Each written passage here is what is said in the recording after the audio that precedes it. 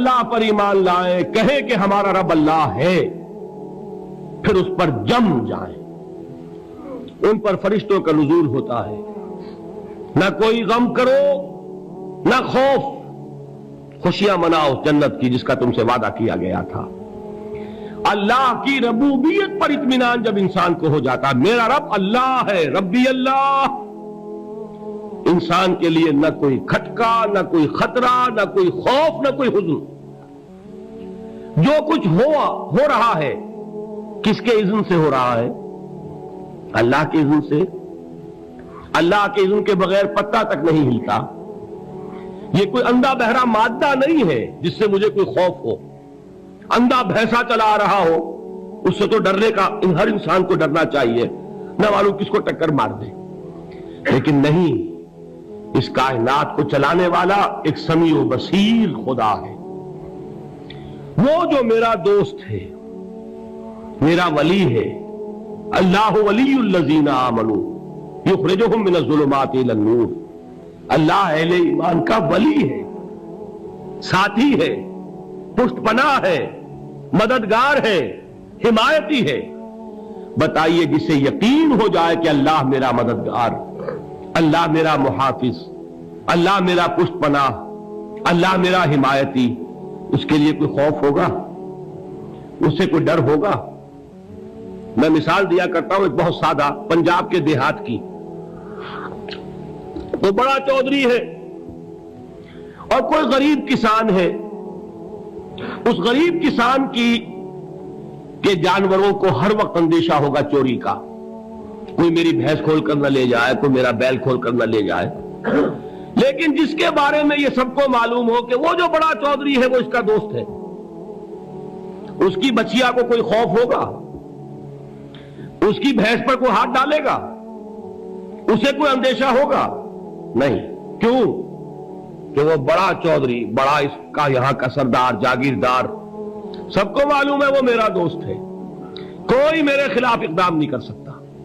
اس دنیا میں یہ چھوٹی سی بات اگر آپ کے دلی اطمینان اور سکون کا باعث بن سکتی ہے تو ذرا تصور کیجئے۔ میں لفظ تصور استعمال کروں گا صرف اس لیے کہ اس کا ہم جس کو کہتے ہیں ادراک اور شعور کر نہیں سکتے، اگر کے ساتھ کر سکتے۔ اگر یقین ہو کہ اللہ میرا مددگار اور یقین ہو کہ اللہ ہر آن میرے ساتھ ہے، پھر کوئی خوف؟ کس کا خوف؟ کوئی شے اللہ سے بالاتر ہے؟ کوئی قوت اس سے زیادہ طاقتور ہے؟ کوئی اس کے ارادے کو بدلنے والا ہے؟ کوئی اس کی مشیت کے آڑے آنے والا ہے؟ یہی بات ہے جو حضور نے فرمائی۔ یہ ایمان کا حاصل ہے لب لباب، کہ دیکھو اچھی طرح اس بات کو ذہن نشین کر لو، اگر تمام انسان مل کر تمہیں کوئی نقصان پہنچانا چاہے نہیں پہنچا سکتے مگر جو کچھ اللہ نے لکھ دیا ہو، اور تمام انسان مل کر تمہیں کوئی نفع پہنچانا چاہے نہیں پہنچا سکتے مگر وہ شے جو اللہ نے طے کر دی ہو۔ آپ پھر میں کہوں گا ذرا طاری کیجئے، اسے فرض کیجئے، اسے سوچئے۔ اگر اس حدیث پر ہمارا دل ٹھکا ہوا ہو تو کسی سے ڈر ہوگا؟ یہ مجھے نقصان نہ پہنچا دے، یہ میری رپورٹ خراب نہ کر دے، یہ میری انکریمنٹ نہ رکوا دے، یہ میرا یہ نہ بگاڑ دے، یہ میرے یہ نقصان نہ پہنچا دے۔ اس کا ڈر، اس کا ڈر، اس کا خوف، اس کی خوشامد، اس کے لیے جا کر طرح طرح سے اپنی عزت نفس کو ذلیل کروانا اس کے سامنے، یہ سب کچھ کیوں کرتا ہے انسان؟ جب سمجھتا ہے کہ اس کے ہاتھ میں میرا کوئی نفع ہے، اس کے ہاتھ میں میرے لیے کوئی ضرر ہے، یہ مجھے کوئی گزند پہنچا سکتا ہے، یہ مجھے کوئی نقصان پہنچا سکتا ہے، یہ میرا کوئی کام بنا سکتا ہے، یہ میری کوئی ضرورت پوری کر سکتا ہے، اسی کا نام شرک ہے۔ جہاں آپ نے یہ سمجھا کہ غیر اللہ کے اندر کوئی طاقت موجود ہے وہی شرک ہے۔ بتوں سے تجھ کو امید ہے، خدا سے نو امیدی، مجھے بتا تو صحیح اور کافری کیا ہے؟ شرک تو یہ ہے۔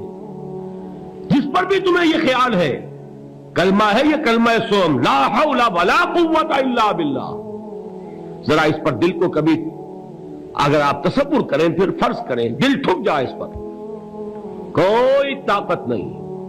یہی بات تھی جو شیخ عبد القادر جیلانی رحمت اللہ علیہ نے اپنی وصیت میں اپنے بچے سے کہی. 11ویں دینے والے ہیں، لیکن حضرت شیخ عبد القادر جیلانی کی وصیت اور تعلیمات کو کتنے لوگ ہیں جانتے ہو؟ یہ جن مقامات تک پہنچے ہیں وہ کس چیز کی بدولت پہنچے؟ انہوں نے جو پیغام دیا وہ کیا تھا؟ اے میرے بچے، جس طریقے سے قرآن مجید میں حضرت لقمان کی نصیحتیں جو ہے نقل کر دی گئی ہیں، میں یہ عرض کروں گا بالفرض اگر قرآن حضرت عبد القادر جیلانی کے بعد نازل ہوا ہوتا تو شیخ عبد القادر کی یہ نصیحتیں بھی قرآن میں درج ہوتی. اتنی اونچی نصیحتیں ہیں. اے میرے بچے، اس حقیقت کو ذہن نشین کر لے، لا فاعل فی الحقیقت ولا مؤثر الا اللہ. اس کائنات میں نہ کوئی فاعل حقیقی ہے نہ مؤثر حقیقی ہے سوائے اللہ کے. کسی شے میں کوئی تاثیر نہیں اگر اللہ نہ چاہے. آگ جلا نہیں سکتی اگر اللہ نہ چاہے. پانی ڈبو نہیں سکتا اگر اللہ نہ چاہے. زہر ہلاک نہیں کر سکتا اگر اللہ نہ چاہے. کوئی چیز فائدہ نہیں پہنچا سکتی اگر اللہ نہ چاہے. تو در در پہ کیوں سر جھکاتے ہو؟ در در پر کیوں جبیں سائی کرتے ہو؟ سب کے سامنے کیوں ہاتھ پھیلاتے ہو؟ ایک اللہ سے مانگو، ایک اللہ کے سامنے زمین پر اپنی جبین رکھو. لا فاعل فی الحقیقت ولا مؤثر الا اللہ. نظر آتا ہے ہمیں کہ پانی پیاس بجھا دیتا ہے. پیاس بجھانے کی صلاحیت پانی میں نہیں ہے، اللہ کے اذن سے. کھانا بھوک مٹا دیتا ہے. بھوک مٹانے کی صلاحیت کھانے میں نہیں ہے، اذن رب میں ہے. دیکھیے یہی یقین تھا. حضرت موسیٰ علیہ السلام کا واقعہ یاد کیجئے. سامنے سمندر آ گیا ہے، قوم دیکھتی ہے پیچھے کہ گرد و غبار کا طوفان ہے. معلوم ہوا کہ فرعون اپنے لشکر سمیت آ گیا ہے. لشکر جب چلتا تھا تیز رفتاری کے ساتھ تو گرد و غبار کا جو طوفان اٹھتا تھا اس کا تصور کیجیے. اور لمحہ بلمحہ وہ قریب آ رہا ہے. پوری قوم نے کیا کہا؟ اے موسیٰ انا لمدرکون، اے موسیٰ ہم کو پکڑے گئے. قرآن مجید نے تو یہاں وہ باتیں نہیں لکھی ہیں، لیکن تورات میں یہ درج ہے کہ بنی اسرائیل جھگڑنے لگے، دست و گریبان ہو گئے موسیٰ کے ساتھ. موسیٰ ہمیں یہاں مروایا لا کر، اس سے تو ہم ہی بہتر تھے. وہاں کھانے کو ملتا تھا، زندگی تو تھی، بیگار ہم کر رہے تھے، موت تو نہیں تھی. اب جو کچھ ہوگا اس کا تصور کرو، جس طریقے سے ہمارے ٹکڑے اڑائے جائیں گے. تو لڑ رہے ہیں حضرت موسیٰ علیہ السلام سے. یہ تورات کی تفصیل ہے. قرآن میں صرف اتنا آیا ہے، پریشان ہو کر انہوں نے کہا انا لمدرکون، موسیٰ ہم تو پکڑے گئے. اس وقت موسیٰ کا جواب کیا ہے؟